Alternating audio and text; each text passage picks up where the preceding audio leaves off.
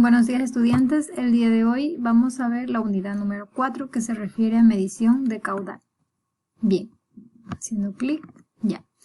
Bueno, obviamente esta información ha sido tomada de varias fuentes, ¿no? Y bueno, vamos a ayudarnos con esta información. La medición del caudal. Tenemos lo siguiente, primeramente debemos conocer unos términos antes de poder definir algunos instrumentos de medición que nos servirán para determinar el caudal de un fluido. Ahora bien, para empezar podemos hablar sobre que existen dos tipos de mediciones. Se puede medir como caudal volumétrico o caudal másico. Primeramente entendamos qué es cada cosa. El caudal volumétrico se refiere al volumen real de un fluido que pasa a través de una sección por unidad de tiempo. Esta es la palabra clave, volumen real, o sea, el volumen que realmente pasa, ¿no?, por unidad de tiempo. A diferencia, al contrario, tenemos que el caudal másico es la masa de un fluido que pasa a través de una sección por unidad de tiempo. ¿Lo ven? La masa. Por tanto, el caudal volumétrico se va a medir en metros cúbicos por segundo o galón por minuto, mientras que el caudal másico se medirá en kilogramos por minuto, por segundo, por tiempo, ¿no? Ahora bien, continuemos. ¿Por qué es importante medir el caudal? Bueno, el caudal es la variable más importante para el manejo de los inventarios, ¿no es cierto? Cuando nos cobran, por ejemplo, el consumo de agua mensual a través de los medidores o del caudalímetro comercial con su nombre técnico. Es imprescindible la medición de al menos un flujo para cerrar balances de energía o materia, ¿ya? Así se evitan fugas. Muchos insumos industriales como combustible, agua, etc. se facturan por el volumen de la masa, ¿ya ven?, consumido, de modo que la medición del caudal, su totalización, pasa a ser una variable económica. Por ello es importante y por otras razones también. Entonces, veamos, analicemos un poquito en detalle y por qué obtenemos otra forma de obtener el caudal. Si bien es cierto, el caudal volumétrico se refiere al volumen real de un fluido que pasa a través de una sección por unidad de tiempo, ¿ya? Si analizamos en el instante por partícula de este volumen, sabemos que el caudal va a ser igual al diferencial de volumen que pasa por la sección transversal por unidad de tiempo. Esto va a ser igual a, sabemos que el volumen al área por el desplazamiento, ¿no es cierto? Es como decir el área por la profundidad, que vendría a ser el volumen, en un diferencial. Esto a su vez vemos que, el área es una constante, por tanto tenemos diferencial de la longitud de la profundidad por tiempo, que es igual a la velocidad. De esa manera podemos obtener que el caudal volumétrico se puede obtener tanto el volumen sobre tiempo o también es igual al área multiplicada por la velocidad por la que se transporta el fluido en la sección transversal. Si nos referimos al caudal másico, sabemos que el caudal másico primeramente se representa por la letra W, a diferencia del volumétrico que se representa por la letra Q. Ya. El caudal másico se representa por la letra W y es igual a la masa, ¿no es cierto?, la masa sobre tiempo. En otras palabras, podemos ver que es igual a un diferencial de masa por unidad de tiempo. Sabiendo que la masa es igual al área por la densidad y el desplazamiento de la misma, podemos darnos cuenta que al despejar y reemplazar, correcto, tenemos que el caudal másico es igual a la densidad volumétrica del líquido multiplicada por el caudal volumétrico, ¿ya?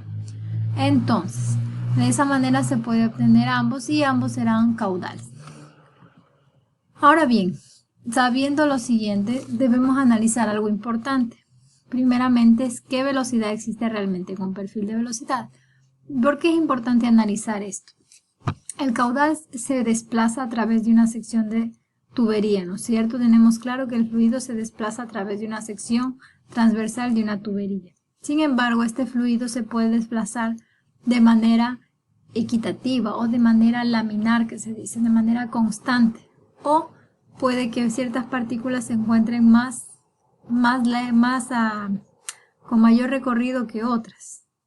Para ello se divide a través de lo que es el número de Reynolds, el tipo del flujo con el que se encuentra el caudal.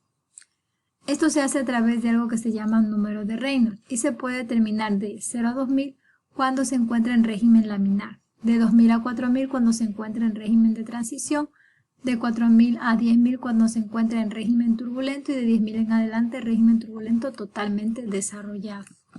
¿Qué quiere decir esto? Lo que pasa es lo siguiente. Si ustedes se fijan bien, cuando el caudal avanza a través de una tubería, podemos darnos cuenta que tiene un flujo laminar, es decir, que cada una de sus partículas se encuentra muy aproximado al mismo nivel que la otra. Sin embargo, cuando ésta se aproxima, por ejemplo, a un codo, por la fuerza centrífuga vemos un desplazamiento mayor de ciertas partículas y menor de otras, tal y como lo vemos aquí en la diapositiva. Así también podemos ver el resultado al pasar por el codo y luego intentar estabilizarse. Entonces, hay varios perfiles con los cuales se analiza al flujo. Como habíamos dicho, en flujo laminar, cuando se encuentra constante, luego viene una transición, luego tenemos el régimen de turbulencia y el régimen turbulento totalmente desarrollado. ¿Ya? ¿Por qué es importante conocer esto? Esto es porque no es correcto colocar un instrumento de medición cerca donde ocurren estas etapas, donde existe un régimen de transición o donde exige un régimen de turbulencia o un régimen de total desarrollado de turbulencia. Ahí no es correcto colocar un instrumento de medición, puesto que la medición será inexacta o será distorsionada, no será el valor real medido. Bien, entonces, como ya nos damos cuenta que no podemos poner un instrumento en cualquier sección de la tubería, puesto que de lo contrario no tendríamos una medición correcta, es importante de alguna manera garantizar que el flujo que pase a través de ella sea laminar, ¿no es cierto? Entonces, ¿qué es lo que se hace para conseguir ello? Lo que se hace, el flujo se va a equilibrar en algún punto.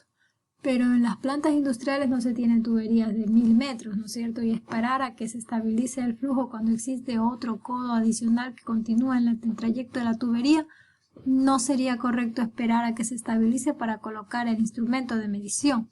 Entonces lo que se hace es utilizar equipos o aparatos que se llama enderezador o tranquilizador, también lo llaman algunos.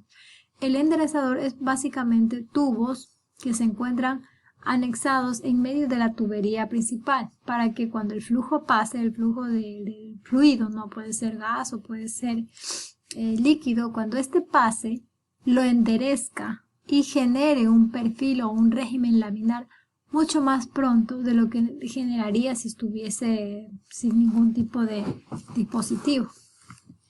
Este es el tubo enderezador que pueden ver, que se suele colocar. De esta manera el trayecto para lograr un régimen laminar es menor, ¿ya? Ahora bien, veamos este ejercicio. ¿Dónde es correcto colocar un instrumento de medición? Puede ser diferentes valores. Si estoy trabajando para líquidos, gases o vapores, instalar siempre el medidor aguas arriba de la válvula. Para líquidos, gases o vapor, aguas arriba, es decir, antes de la válvula. ¿Por qué? Porque es antes de que ocasione la perturbación. La válvula, con el hecho de abrir o cerrar, va a permitir el ingreso de burbujas de aire o va a permitir la distorsión del fluido con el que está pasando. Por tanto, a la salida de la misma va a existir un régimen turbulento o un fluido en perfil turbulento. Y si yo colocase un instrumento de medición en este punto, la lectura no sería exacta. Por ello, cuando yo trabajo para líquidos, gases o vapores, se debe instalar siempre aguas arriba de la válvula, ¿ya? Ahora bien, para líquidos, solamente para líquidos en líneas verticales, se debe asegurar la cañería llena. Entonces, si yo estoy trabajando aquí, al fluir el líquido hacia arriba va a llenarse porque si está trabajando con una bomba va a garantizar que el fluido vaya. Entonces ahí sí es correcto colocar el dispositivo, obviamente un poco alejado del codo. Esto por ser un gráfico no lo es tanto, pero sí debe ser un poco alejado del codo. Si estamos hablando en esta imagen, no es correcto porque cuando el agua cae por gravedad, dependiendo de la viscosidad de la misma, habrá momentos en que garantice